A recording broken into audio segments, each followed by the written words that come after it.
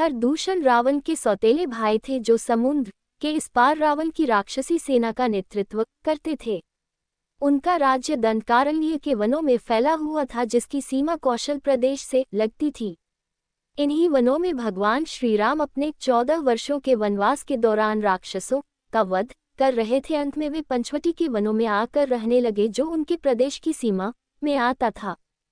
एक दिन इसी वन में सूर्पनखा ने उनको देखा था। वह दोनों भाइयों के सामने विवाह का प्रस्ताव रखा था जिसे दोनों ने ठुकरा दिया था।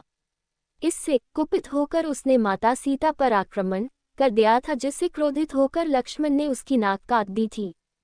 इसके बाद वह रोती हुई अपने भाई खरदूषण के पास गई जिसके पश्चात खरदूषण का वध हुआ। आज हम उसी के बारे में जानेंगे। खरदूषण का श्रीराम के द्वारा वध। भगवान श्रीराम ने एक बाण से मारा 14 राक्षसों को।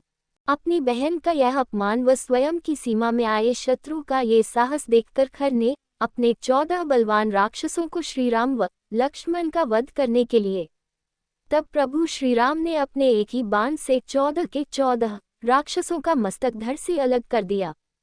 इसके बाद सूर्पनखा वापस रोती व बिलखती हुई खरदूषण के पास पहुंची। इसके बाद खरदूषण संपूर्ण सेना के साथ श्रीराम से युद्ध करने के लिए निकल पड़े। उनकी संपूर्ण राक्षसी सेना से श्रीराम अकेले युद्ध करने आए थे। अगस्त्य मुनि ने भगवान श्रीराम को उन पर मोहिनी अस्त्र चलाने का आदेश दिया जिससे राक्षसों को एक दूसरे में ही राम दिखने लगे तथा वे आपस में ही माया के जाल में फंसकर मर जाए।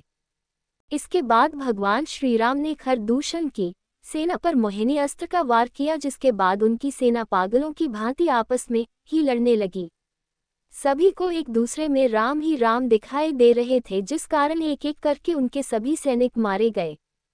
जब खरदूषण की पूरी सेना आपस में लड़कर मर गई तब उनका भगवान श्रीराम से भीषण युद्ध हुआ। भगवान श्रीराम ने उनके सभी अस्त्रों को विफल कर उनकी माया का अंत किया व दोनों का वध कर डाला।